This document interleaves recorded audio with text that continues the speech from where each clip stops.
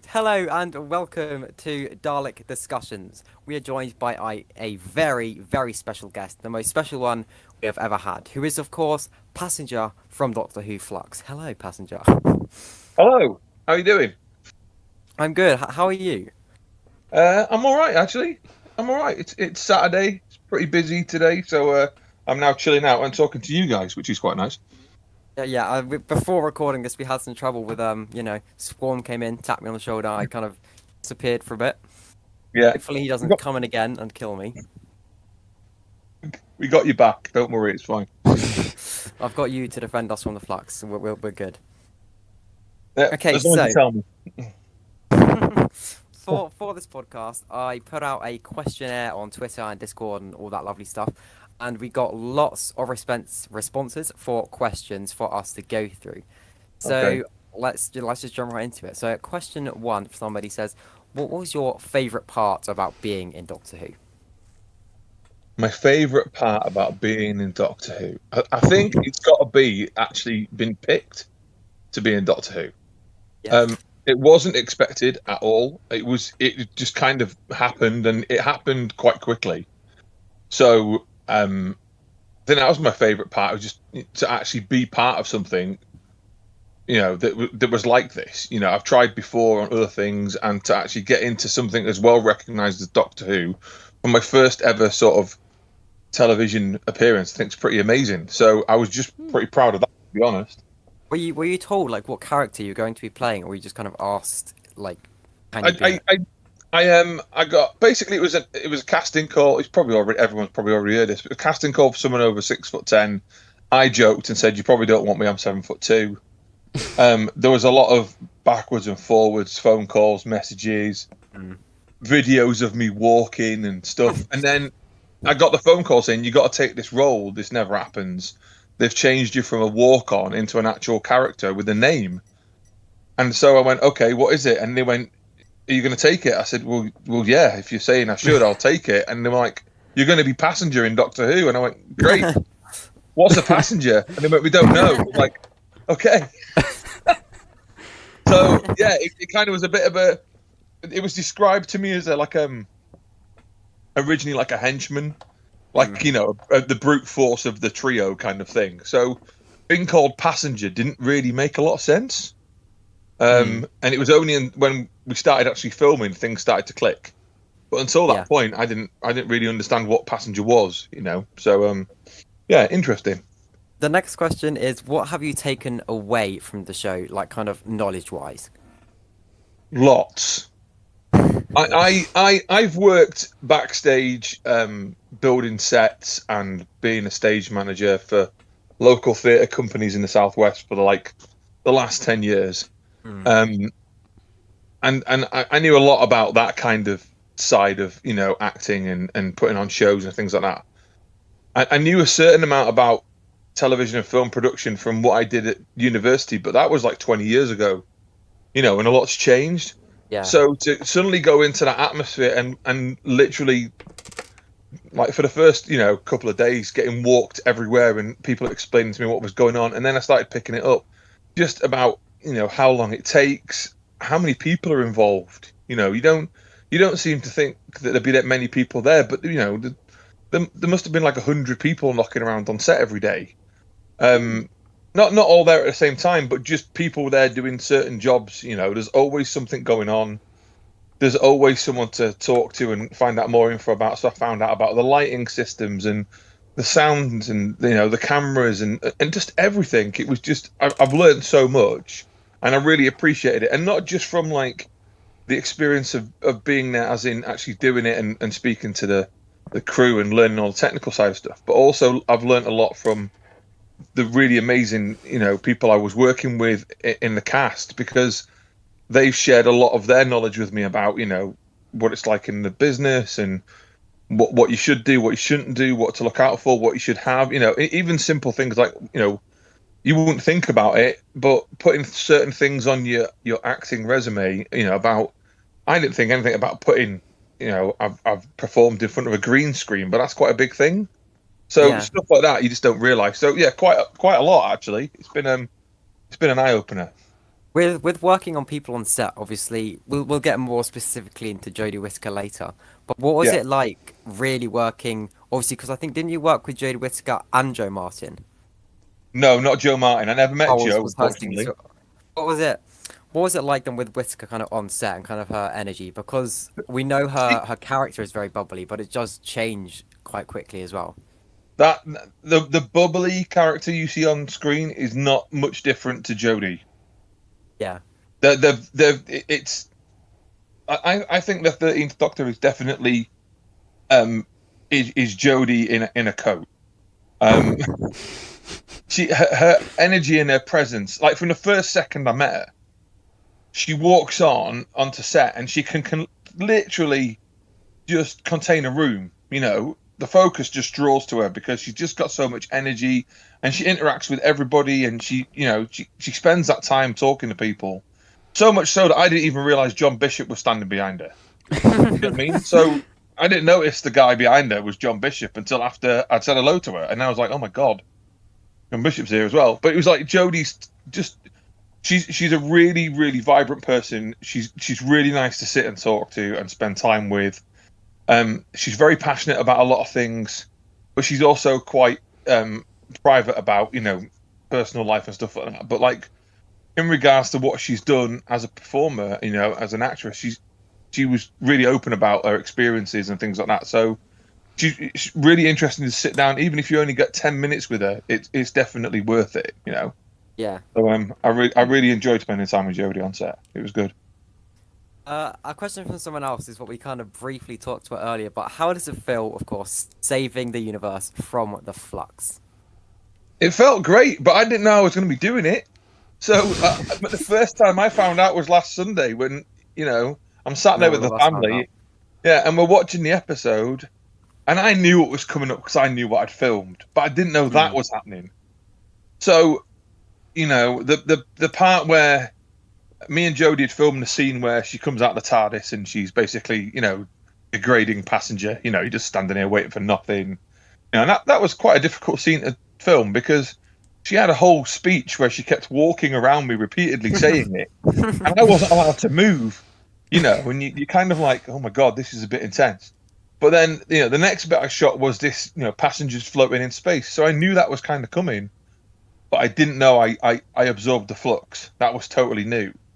So I was a bit gobsmacked actually because people have kind of said to me, friends or people I talked to about it were like, "Oh, your character's not really going anywhere now. He's not doing anything big, is he?"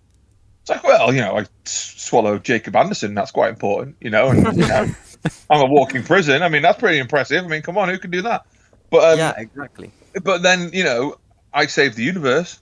Come on, all right. The Doctor uses me to save the universe, but let's be Close honest, the Doctor couldn't do it on her own. I saved the universe. So Exactly. You were the one. I'm gonna be a bit big-headed about that for a long time, I reckon. I mean, you did literally eat dark matter, so I think it's worthy. I think you're worthy to do that. No, that's good. I think I'm worthy as well. I know you said you saw the TARDIS and obviously the TARDIS exterior, but did you ever get to go on set on the interior? I sneakily went in the interior of the TARDIS twice. What was that like? It's a very bizarre experience because the entrance to it is basically the door, surrounded by black cloth. Yeah. So when you walk in, you literally are walking through them double doors into the TARDIS. And it's a huge set. I mean, it's huge. And I walked into it that first time and I was like, oh my god, this is like, and you're not meant to take photographs on set, and I was trying to sneak one in, but I just couldn't quite pull it off. But it was, I'd been in there and I was like looking at it, and the detail is just fantastic. I mean, they really do spend some serious time getting the detail right on these things, and I just thought it was amazing. But then the second time I walked into the TARDIS was when we were doing some green screen shots of something else, and I walked in and that's where I saw all the black sticky stuff. Yeah. And I was like, what have they done to it? And it was like, the door in the floor. And I was like, what's going on? Like, I didn't know what that was all about. I thought it was a bit strange. And Yeah, it must have been really interesting to like then find out why it's all changed. when you Yeah, get because I didn't want to ask anybody, because a lot of stuff was hush hush, and I kind of was put in there to keep me out of the way while they were filming another scene. So it was a bit odd to be in there anyway. But it was like, what's going on? Why is it all twisted up and messed up? And what's all these black sticky things? And why is the door in the floor? It was all a bit weird, to be honest. So yeah, that was odd. But yeah, I did get to go inside. It was kind of cool. I'm not gonna lie, it was pretty cool. What would you say? Have you seen like any other bits of modern Doctor Who from the revived era? Yeah, so I followed the revamp, with Yeah. when that started a little bit. I watched a few of the David Tennant ones and then kind of just filtered off, and probably that's because of life and commitment and everything else at the time. I really started getting a bit more interested in it when Peter Capaldi was in it, but I didn't really get up to speed. And then I started taking interest again when Jodie was taken on board, and that kind of interested me just because it was a female Doctor, to be totally fair. So yeah, I've seen quite a bit of it over time in different episodes and caught the occasional thing. But so I know how much they put into it. You know what I mean? But I think the 13th Doctor's TARDIS interior is probably one of the more interesting ones because Yeah, it's there's just a lot going bizarre. on. Yeah, it's just really, it's like crystals and these honeycomb bits, which I know have been like throughout the TARDIS in different formations over the years, or the circles. But I mean, just the way they've done it, it was just like, this is totally mad in here, So no, it was interesting to look at and interesting compared to some of the others. So but Yeah, yeah, definitely. It was very different from. It was very much like it had the kind of lights from the modern era, but the kind of circles around it and just the main console from the classics. yeah, and it felt very organic compared to some of the others. Yeah, it did. I Yeah, think definitely a lot more organic than Capaldi's one. yeah. So, Another question is, what was your favorite scene to film? my favorite scene to film. Um, let's see. I think my favorite scene to film was probably in episode 3 in the Temple of Atropos, where there was 5 of me. It was a really cool day. The first day that I went in, that took about a week to film that scene. But the first day I went in, it was like, we're going to do this shot here, and and everything. And then the next day we shot another part, which basically was one of the corridor scenes, which is like my big entrance kind of thing. And then all of a sudden there was another swarm on set, and it was really odd. It was like, why is there 2 of them? So Matthew Needham was there as old Swarm, and I hadn't met him before. I didn't even know there was an old Swarm until that day, and that was really cool because they'd made the throne in the temple, and and then we did the 5 of me shot, and that whole week was just brilliant, and it was that scene. It was just fun. It was just like when the VFX guys had to come in and then put the lights on the floor for where the electronic cages were, and John Mandip and Jacob were running around in their division gear, and it was just totally different feel to the first one we'd done. You know what I mean? So Yeah. that was definitely one of my favorite things to shoot. Do you want to know my worst one to shoot? Sure. My worst one was where you see me imprison or destroy all the refugees. Oh, Because yeah. because as you know, in that scene they're all in a quarry, like a big Yeah. quarry, and I'm on the lip of the quarry. Yeah. Well, me and Rashenda weren't on the lip of the quarry. We couldn't get there that day, or there was some issue, so we had to go in and film that on green screen. And some people know, some people don't, but I'm not very good with heights. I know it sounds really daft being 7'2", but I'm really not very good with heights. If I'm on a plane or I'm on a solid surface, I'm okay. But a ladder, a table, anything that slightly moves, I am not good with heights. And to get some of the shots for that scene, they had me and Rashenda green screened on top of a platform. Oh no. which was a bit like, and in the passenger mask, I can't see a whole lot. I'm not too good at heights, so I'm only like 4 foot up. It wasn't like I was like, but 4 foot up for me is like, 11 feet, my head height. And just was nervous as hell that I was gonna like put a foot forward and fall off this thing. It really made me, the whole thing made me really nervous. And I genuinely had to get Jen, who was one of the ADs there, to like help me up because I was scared witless. It was ridiculous. Just for being 4 foot off the ground. So that was my worst experience on it. Well, what would you? I wonder what would happen if maybe you fell off. Imagine you just see like. I don't think they would have made me. I think it was just the fact that I just didn't feel comfortable with it. I think Yeah. it was because I had a little stumble on the stairs in one of the Atropos scenes, and they knew my visibility wasn't good. But I think it's just the fact if you can see your feet, you know what's going on. When you can't see anything below your nose line, and you've got to stand staring forward, or doing passengers minimalistic head movements, because he doesn't like moving a lot. Passenger, he likes everything's a bit slow. It just made me feel so uncomfortable. So but no, I don't think it would have let me fall. If I had, it would have made hell of a thud. That would have been hell of a noise. What has because you said you've seen each episode air like we all have, and what was your response, like your reaction to the fans' response to each episode that came out? I was really interested in the fan response. I've been doing a lot of following on Twitter, as you know. Yeah.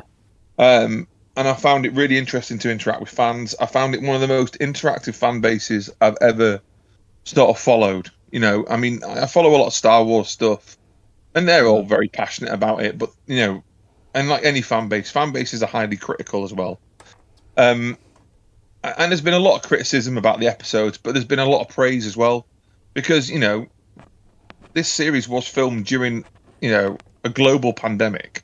I mean, it's amazing that anything was managed to be produced sometimes due to restrictions, let alone what they managed to pull off. And I think it was just the awe I had of not only the fact I was in it, but just some of the stuff they managed to achieve. I didn't know anything about Carvanista at all. I knew there was some connection between John and an alien, but I didn't know what it was. Because when we filmed the Atropos scene where she takes the power racks off him, and they said that's where John changes, but I didn't know what he changed into. But I knew she was having a vision of something else. But I just thought it was a fugitive version of her, not the Joe Martin version recalling it. But it was just like, Carvanista's whole design was just amazing. The ship was fantastic. The storyline, how it all mingled together, how Dan's character gets involved with the Doctor, because that wasn't always clear. It was just the fact she'd picked up a new companion. I didn't know how she picked up a new companion. I knew nothing about them shrinking his house or anything like that. So all that kind of stuff, just how it all flowed together and where my bits, and obviously talking with other cast members on set about things they'd filmed on previous weeks or days. Jacob had talked a lot about his scenes in the ship, and I think he spent quite a bit of time filming the outpost scenes. So it was all really kind of interesting to sort of, start to understand how it all fit together. And I was just so impressed at what they managed to achieve with that. I mean, there's a lot of big stuff on that I don't think they've managed to do before. Yeah, so the VFX definitely was like someone. I was watching it with someone for like a few episodes, and like they were saying, and we were both saying, like the VFX, it literally looks like a blockbuster movie. Like it's taken a massive step up. Like each series Christian was done, the VFX just gets better and better. And I think hats off to those guys, because they were on set a lot of the times, obviously taking references of shots, and so they could start already planning out what they had to create when we were filming it. So they're there when we're filming the shots, so they understand how things move and where everything is. You know what I mean? Especially like it sounds a bit daft, but like even Priest Triangle, they had to sort of work out and navigate how that was going to maneuver around the set with us in it. So, they have their work cut out for them, because there were so many bits that they did that you just don't realize that they did, and it was really impressive. So, yeah, they're an awesome team. They really are. Someone else has asked, "What's for dinner?" What's for dinner? Dinner today has a. I haven't even had dinner yet. Actually, what did I have for dinner? For today, I went out for lunch. I met my folks today for the first time in ages, and I had steak. It was very nice, lovely. But yeah, that's as exciting as my Saturday's got. And as for dinner, that's the most exciting dinner I think I've had this week. So yeah. Well, steak is good. You know Well, what? steak's always good. As a kid, I never steak was never like on my radar at all. But then once in series 1, the ninth Doctor orders steak and chips, and then as like a small child, I asked for it, and now steak lover. Yeah, I'm from North, and I wasn't very good with veg when I was a kid. So steak's like a meal out meal, But I remember when I did one of my first jobs when I was a teenager, and when I got my first paycheck, I went and bought the biggest piece of rump steak you've ever seen, and a bag of Southern fries, and I went home and cooked it and ate it all on my own, and didn't share it at all. And that's that's the kind of thing I used to do. So yeah, I love a bit of steak. So don't talk to John about steak though, because he's a very, very strict vegetarian. Out of all of the aliens and villains that you know of, which one is your favorite? My favorite. So, my Doctor Who I always felt was Tom Baker, and the Pyramids from Mars is my favorite story. And I just always been fascinated with the mummies from the Pyramids from Mars. They are just sinister, silent. And I mean, they crush people between their chests. They're quite scary, especially as a young kid. But as I've kind of now been part of this, and watching it back, I've just got a real soft spot for the Sontarans, to be honest. And I don't know whether that's because of just how horrible they are to each other as a species, or just purely for that scene watching one of them eat chocolate, because it just reminded me of me.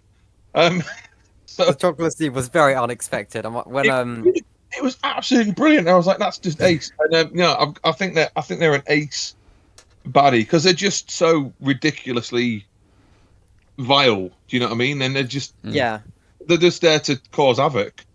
They just want a punch up. That's all they want. They're not even a good time. Yeah, they don't even care who they're having a punch up with. They'll have a punch up with everybody and get away with it. So no, I quite like the Sontarans now.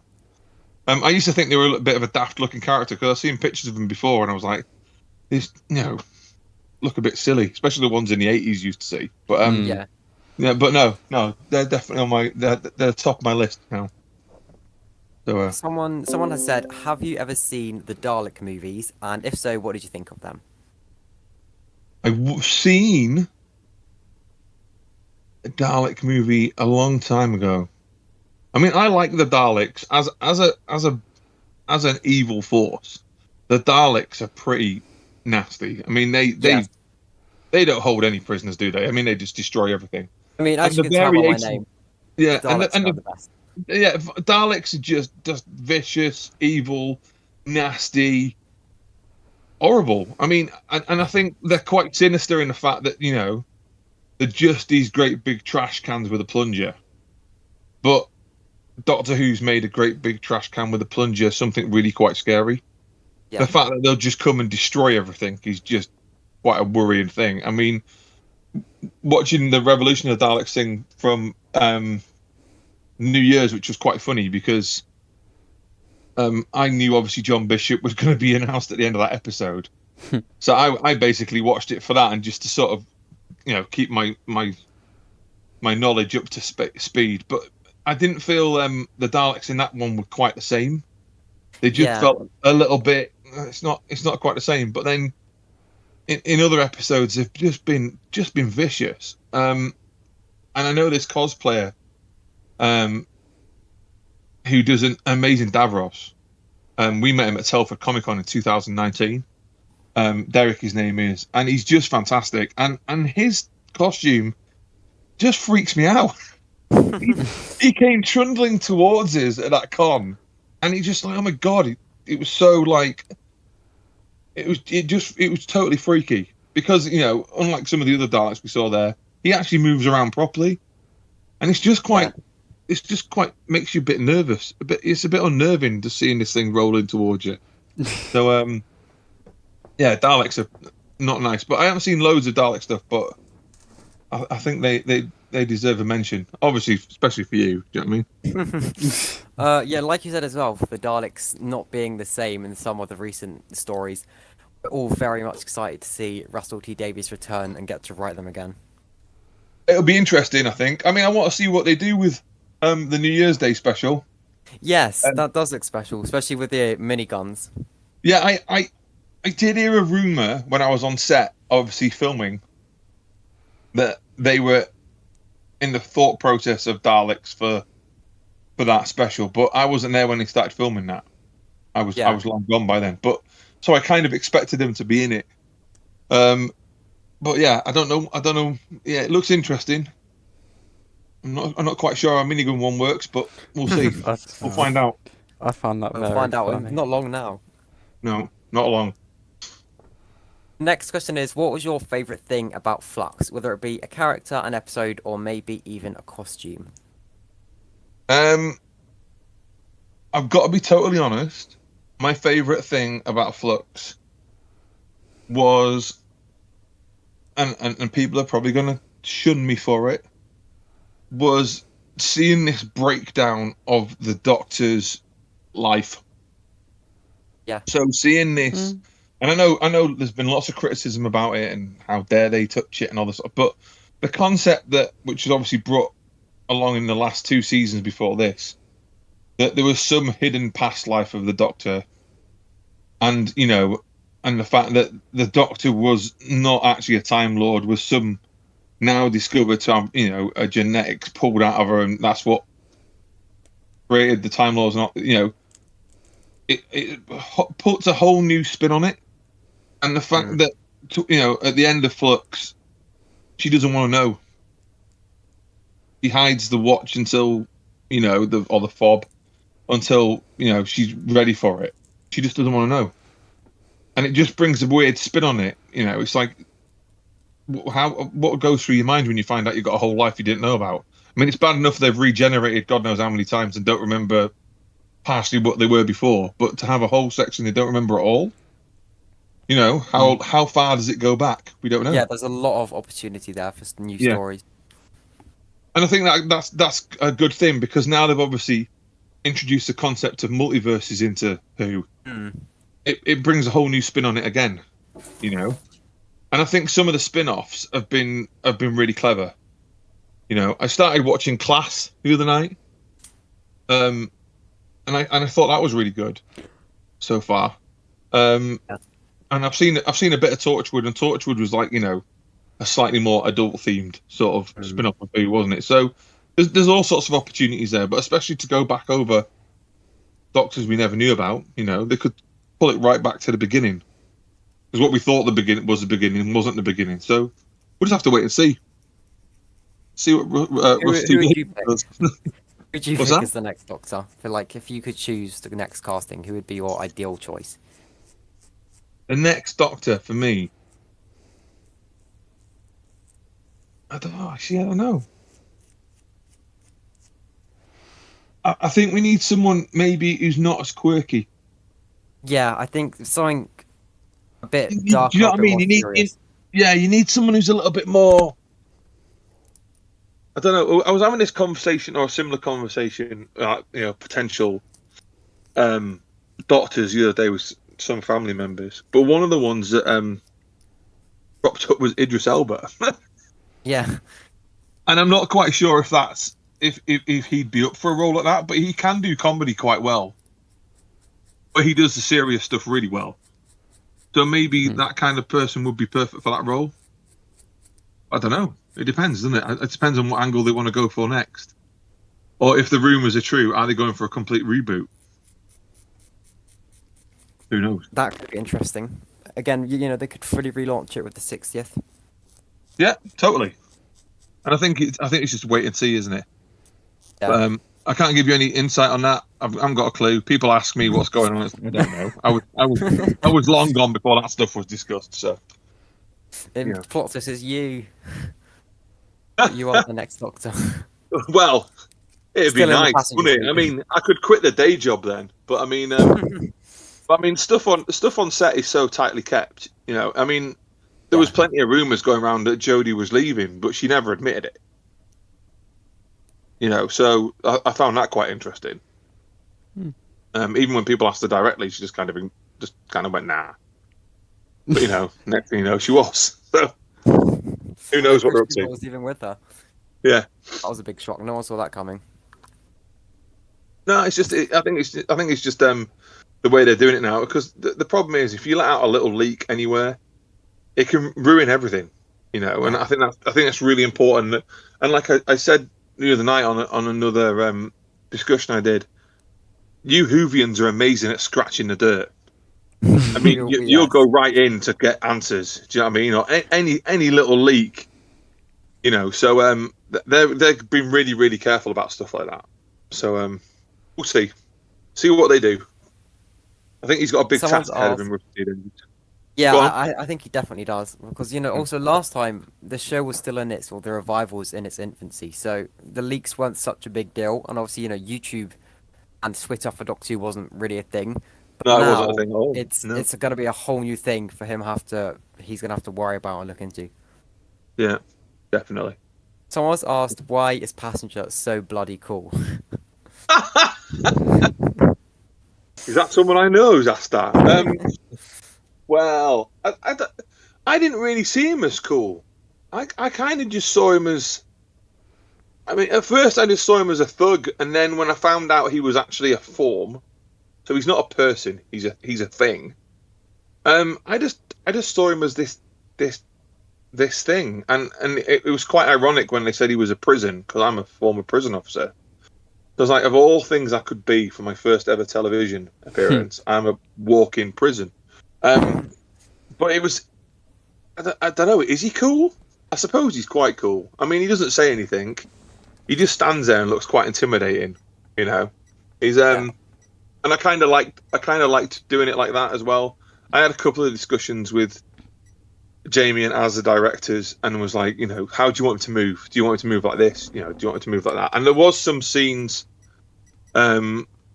which they didn't use, where Passenger moved a bit more. You saw him walking around and stuff.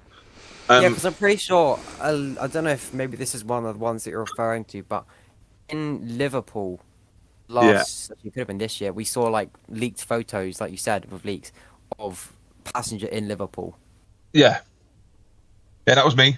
That was you underneath the mask. Because 100% me. Yeah. So there was pictures taken, and I walked out from the tent where I got changed. But that whole scene, Passenger didn't walk at all. I stood on the same spot. When they shot that whole night. I mean, we were there for 6 hours.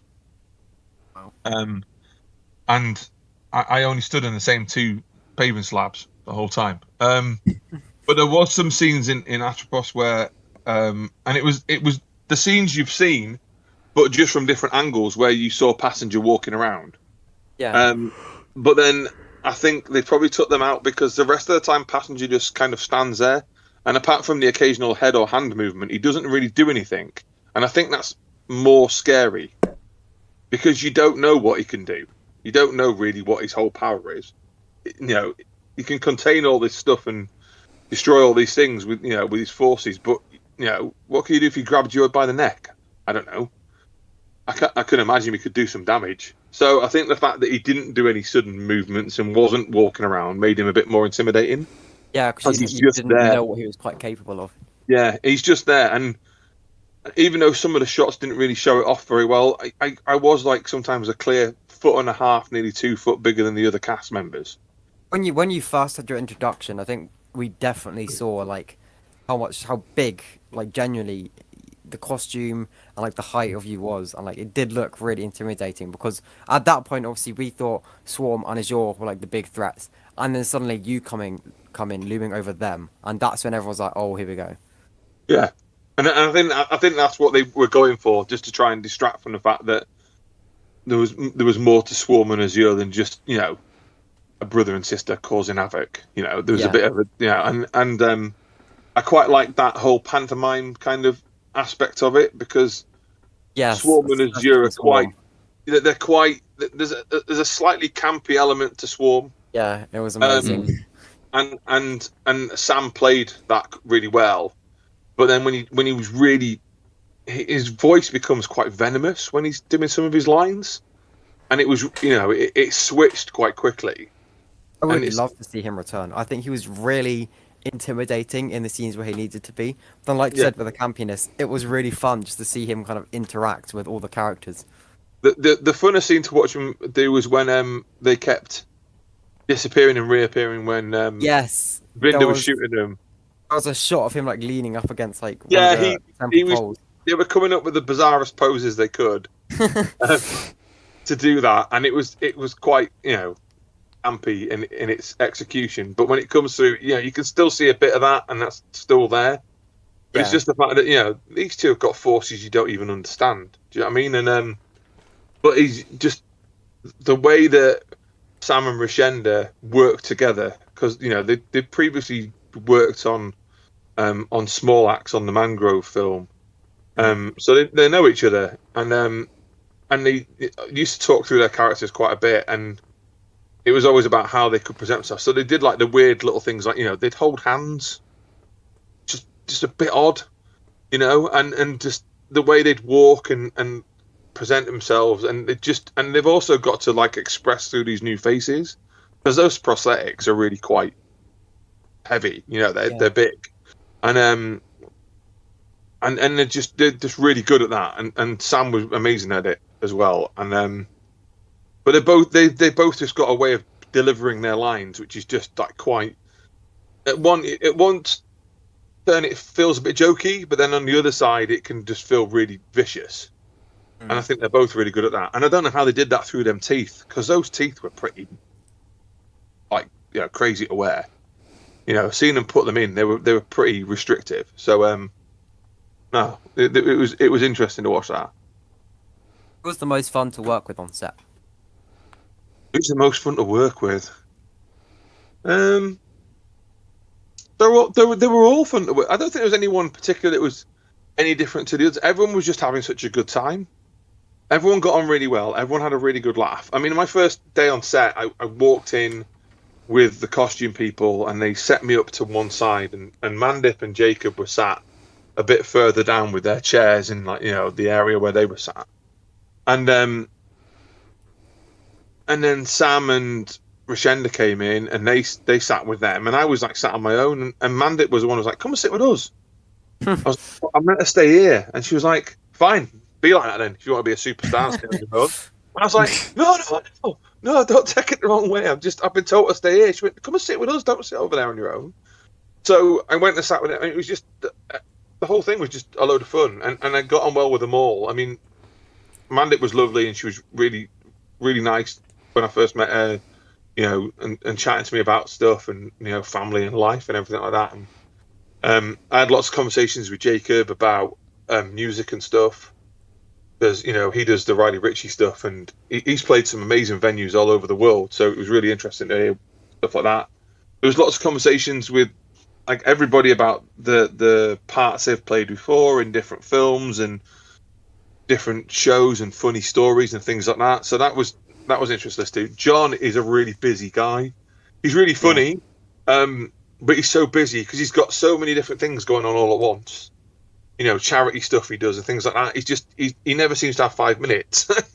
He's always running about and doing stuff. So, but it was fun to work with all of them on set. They're all really great people. I kind of miss it. I do miss that kind of hanging around with them. But one of the things I learned was, everyone kind of meets up for these short periods of time to do these shows, and then goes off and does another show. You know what I mean? So it's not a constant all the time for some of the cast. The main cast, obviously, because them three will be there all the time. But everybody else, it's like, you'll have a couple of days with them or a couple of weeks, and then they'll go off and do something else, or their bit will be done. Like when my bit was done, the last person I saw was Jodie. That was it. I haven't seen anybody since then, but I still talk to quite a few of them, which is really nice. I get messages off them and stuff. So, I don't think there's any one in particular. They're all pretty great. In case any of them are listening as well, I don't want to upset anybody. Do you know what I mean? And this one here is someone says it's a mild, curious question, but is Passenger really bigger on the inside too? Well, I'm guessing he is. From what we saw on the show, he is. Yeah. I mean, physically, I'm not going to lie. I've put a few pounds on over COVID. I haven't been out as much, so I'm probably bigger on the inside now than I was before. But yeah, the way they described it to me was just infinite space. But on the show, it showed there's walls. So you hit a wall and it transfers you to a different place. I suppose it's a bit like that, kind of like ever evolving. You hit one bit and then you go into another room, kind of thing. So maybe it is infinite. I don't really know, but it was described to me as just infinite space. Like at one point, it was described that I had whole planets inside me. So I don't know if that answers the question, but now you have Flux inside of you. Now I got all the Flux. I mean, there's not a lot of room there now. You know what I mean? I might have to ask one of the other people that can give me a lift and take some off me.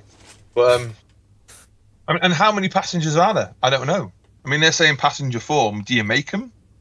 Is there a planet full of them? Do you go down, the passenger shop and pick one up? I don't know. Who knows? Could be touching on what we were just saying about kind of inside of Passenger and how you absorb the flux. Someone here has said there was a classic Doctor Who character known as Omega, and he was sent off to an antimatter dimension and now basically can only live in antimatter dimensions. And obviously you absorbed flux, which was antimatter, so people are wondering, could you potentially return at some point as like a host body of Omega? This has come up a couple of times now, this, hasn't it? I've seen this trundling around the interwebs. I don't know. It'd be a good way for me to come back. I'd love to go and do another show, and I've already told them that. But the Omega thing kind of makes sense. From the discussions I've had with other people about it, Omega's like one of these characters that everyone's really wants to see again. And it kind of fit in with the physics of what Passenger is. So it's a possibility, I suppose. Yeah, especially with what we said, with big things like the 60th round the corner, they would need something big to kind of carry it on. Well, you lot rule Twitter, so make a hashtag, get it started. Bring me back. Well, let's get you back. Yeah, get me back. Come on, you can all do it. I can't do it on my own. You're gonna need to help me. But yeah, I don't know. It's possible, I suppose. I think by the sounds of things, I think if they're looking at the 60th as sort of bringing. I mean, like Chibnall did it. He brought back lots of things from older shows and older ideas into the writings he did. If they do that again and try and, I don't know, not splice it all together, but mix it all together a bit to make it a bit more cohesive. I think everyone would love to see that. But then is that too easy a story to make? I don't know. Doctor Who's not exactly known for its straightforward stories, is it? So especially after Moffat. Yeah. That's very true. And we'll see. But if people want a campaign for me coming back as Omega, I'm well up for it. Just get it started. It might mean you get to wear a very cool Omega helmet, because I know, wasn't the Passenger helmet from Amazon? I believe mine was. I know the one I've actually bought myself is from Amazon. One that's sitting next to me right now. Yeah, that was from Amazon. Yeah, you can buy them on Wish, Banggood. You can buy them on Amazon. I mean, eBay. They're everywhere. There was a couple of choices for masks. I think at the time they just felt that one was more fitting to the way that Swarm and Azure look. I did go for a fitting at one point for an actual silicon face mask like Swarm and Azure's. I didn't really see what it looked like exactly, but it was that kind of design. But it was just too complicated to try and get it to work. So they went for the mask idea, which obviously makes a bit of sense. As Passenger's not a person, he's a form. So they're just basically giving him a face to make it, easy for people to accept, I guess. But the mask has got like slashes in it and grooves similar to like Swarm and Azure's heads. So I think it's because it matched up to that like thing, and because he's silent, he doesn't need a mouth. So that's where they But they adapted it quite a bit. I mean, it doesn't look like it on screen, but it's quite rusty in places.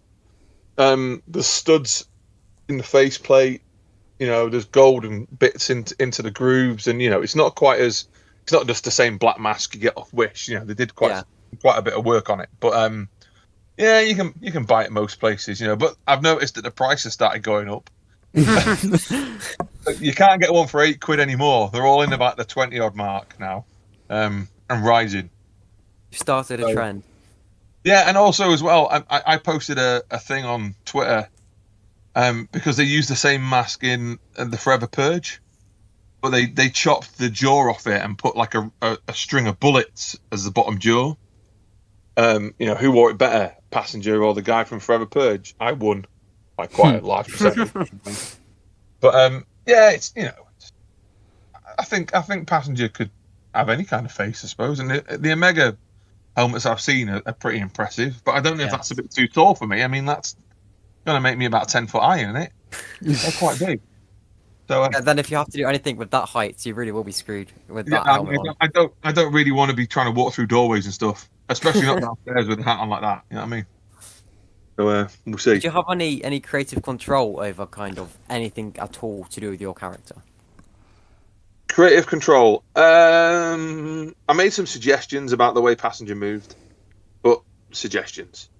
When I did something that the directors liked, like the hands thing, when Passenger opens his hands when he does the energy force, I started doing that just because they were trying to get me to move my arms, but it didn't feel natural to display my arms wide open while I'm trying to do this move. So I suggested, can I do my hands? And they were like, yeah, like if you roll out your fingers so they open, So that kind of thing.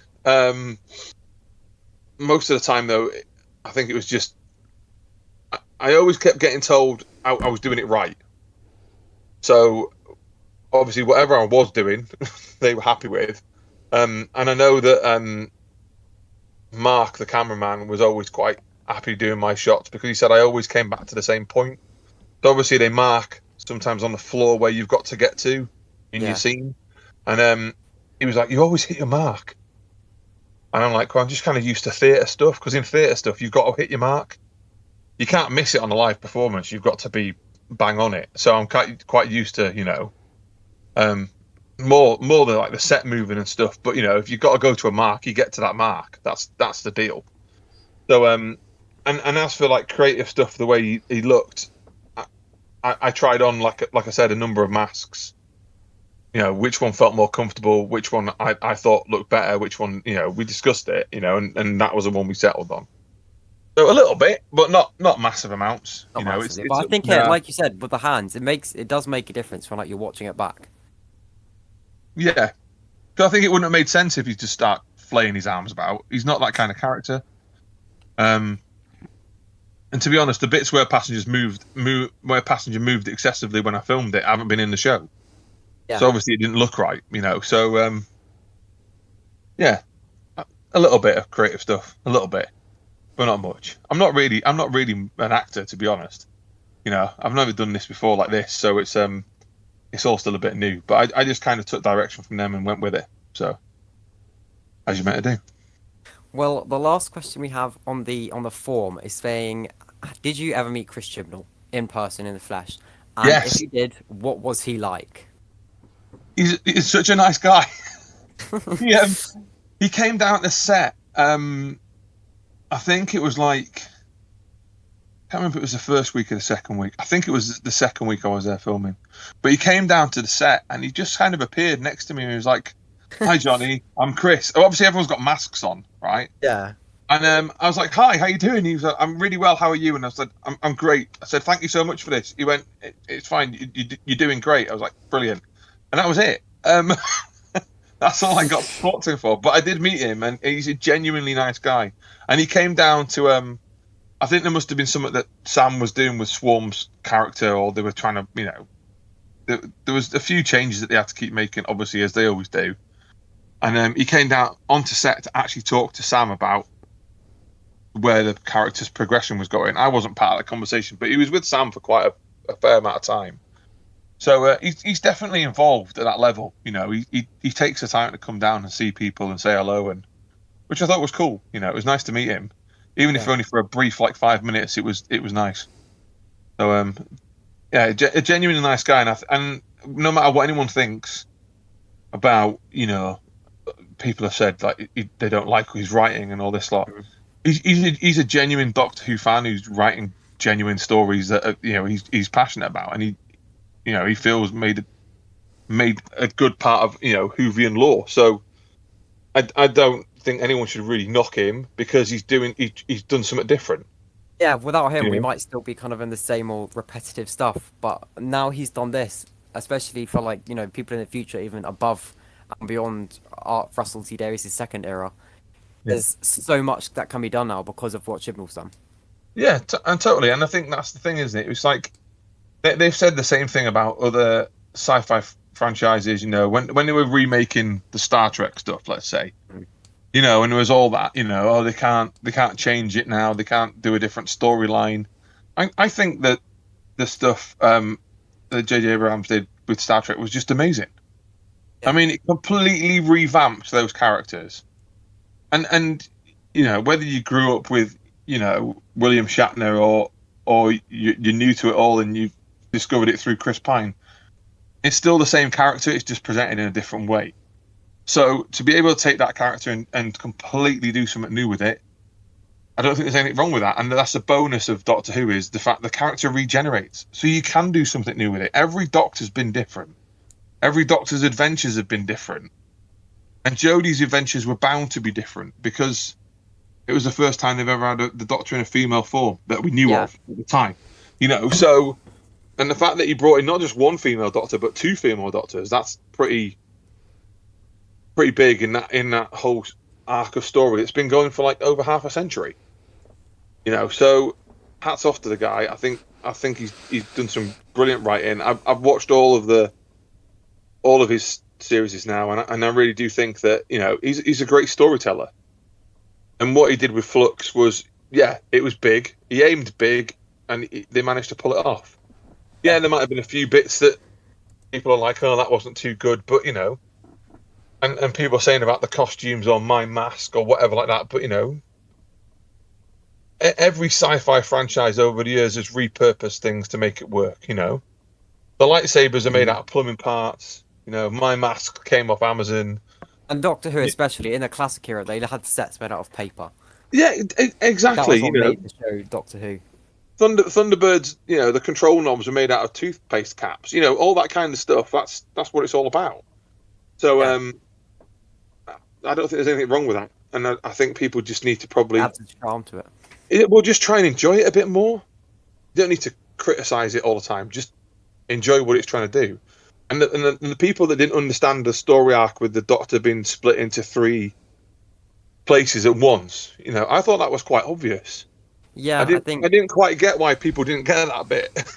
And even the Doctor said it. She had to say it twice because she explained it to. Yeah, it was weird, wasn't it? Easter, a few times, and then shown. Yeah, so it was. But yeah, it was. I really enjoyed being on it. I really enjoyed being part of it. I feel really lucky to have been part of it. I mean, it's not often you get an opportunity like that. I went for a walk-on part, and I ended up being in 5 episodes out of a 6-episode run. Yeah. So I'm really proud of that. And I can, even if nothing ever happens again, if I never get offered a role again, I can turn around and go, well, I was in Doctor Who. How many people can say that? Yeah, you can watch Doctor Who, you can be a fan of Doctor Who. I was actually in Doctor Who, so I'll take that away with me forever. And like I said, with talking to people on Twitter and doing things like this, if anyone ever wants to talk to me about it or discuss things or find out stuff, I'm happy to talk, because I think the fan base is what keeps things going. So you've got to be involved with the fan base to sort of help that along. It's your part of giving back. And if you take on a role like this in a as small as my role was, even though I did save the universe. But mine was a small role in Doctor Who. A small role like mine, or you take a main part. You've got a responsibility of being part of that franchise forever. You're not going to disappear out of it. Yeah. So and there's loads of interesting stuff out there. There's loads of interesting conversations to be part of. I've really enjoyed doing some of the stuff on Twitter. I've been on a couple of Twitter Spaces now. I've done a few podcasts now. I've interviewed for a few papers. Although I've got to be honest, apart from the first newspaper interview I did, the rest of them have been all a bit samey because they always ask me the same questions, and it just feels a bit like, oh yeah, this happened and this happened. And it's a nice story, but there's more to it than that. And I think doing podcasts and stuff, it gives me a chance to sort of like talk about other bits and pieces. Or because I'm a bit older now, my memory's a bit off, so I'll remember things that I probably haven't said before and go, oh yeah, this happened. But I've just really enjoyed as well the kind of response I've had.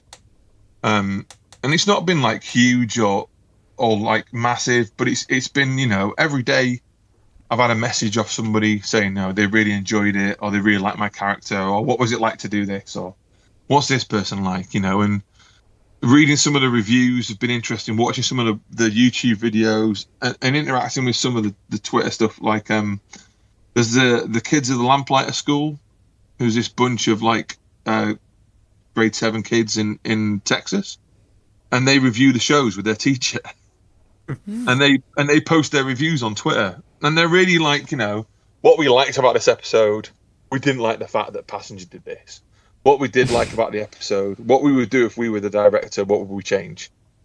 And it's just really interesting to see that kid's perspective of it. You know what I mean? That they're watching this stuff too and really enjoying it. And fair props to the teacher, because he's obviously like taking them through every series ever made.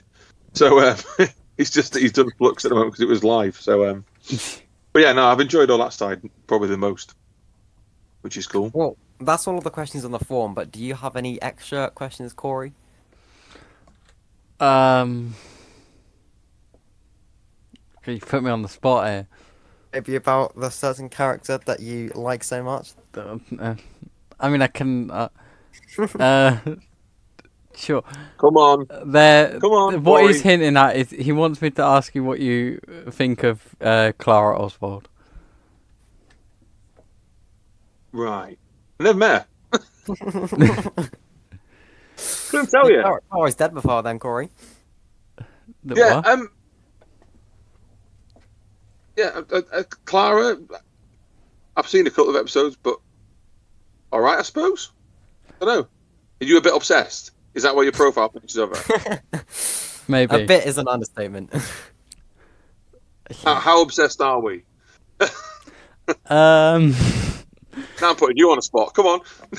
Yes, exactly. Now it's his turn. We're the ones being asked now, Corey. A lot. A lot. Right. Probably need to Um, leave that one there. That might be going a bit dodgy. Yeah. I mean, I need to definitely watch a lot more now. So one of the things I have dedicated myself to do is to go back to the beginning and start from scratch. Yeah, maybe look at some of the ones with the Mega as well, just in case you get that return. Well, yeah, just in case. But I'm one of these people that I kind of if I get into something, I've got to go back to when it started. Yeah. I did it with music. I did it with like films, and now I'm going to do it with Doctor Who. Doctor Who has 58 years. Yeah, so I've got a lot of watching to do.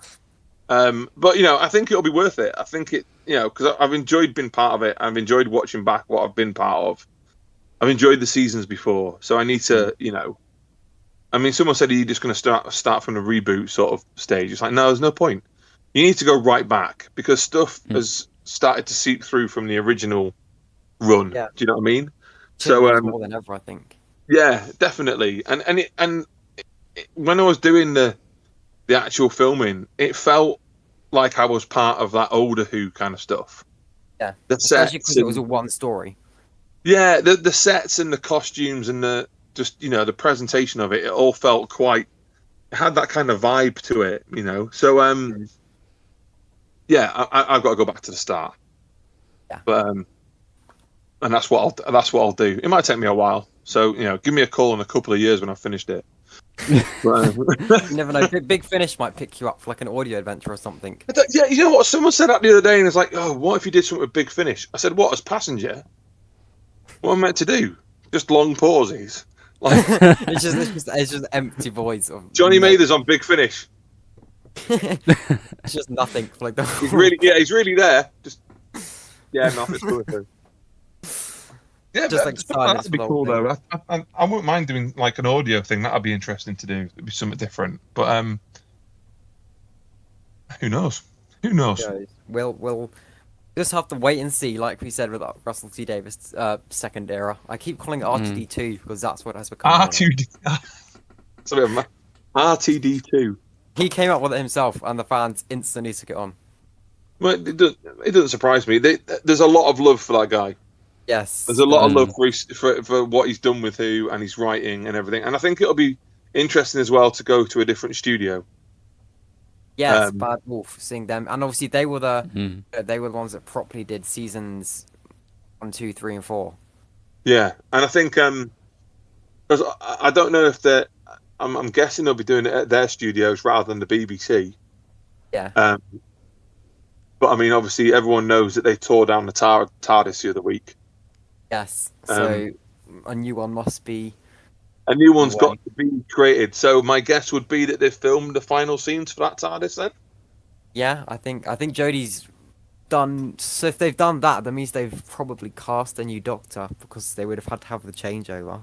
I would have thought they would have had to at some point. It wouldn't have worked otherwise, would it? Yeah. Although wasn't it originally Sylvester McCoy's Doctor just fell off a cliff? Yeah, I think his Doctor you didn't see regenerate till the TV movie, but you still saw the transition from 7 to 8. And we didn't see the transition from 8 to 9 until we saw the War Doctor story, did we? Yeah, that's true. Because 9 are saying that it could end open-ended. It showed up in that first episode. You know, his leather jacket on, looking a bit cool. Sad. Just looking like a dad who'd gone out to do his shopping. So who knows? It sounds like they probably have done, but I don't know. It must have been gutting ripping down that set. Yeah. It must have Hopefully been the next one heart-wrenching. Hopefully the next one must be very nice. We'll have to wait and see, won't we? It's gonna be We'll have to interesting. wait and see. So on that note, thank you for listening, everybody, to this video. Thank you so much for coming, Johnny. No problem at all. Really a pleasure. Really enjoyed it. It's been a pleasure for us as well to listen to everything because we found out a lot of things that we didn't know because, like you said, all of the kind of newspapers things are very like repetitive and the same thing. So to actually hear you say the extra stuff, like you said, that you remember along the way, it's really interesting, especially all the behind the scenes bits. Yeah, it's been much more interesting to talk about doing this stuff. So yeah, I've enjoyed it. Well, thank you for coming. Make sure to leave a like, everybody, and if you want to see other videos like this, make sure to leave that in the comment section down below. Thanks for watching.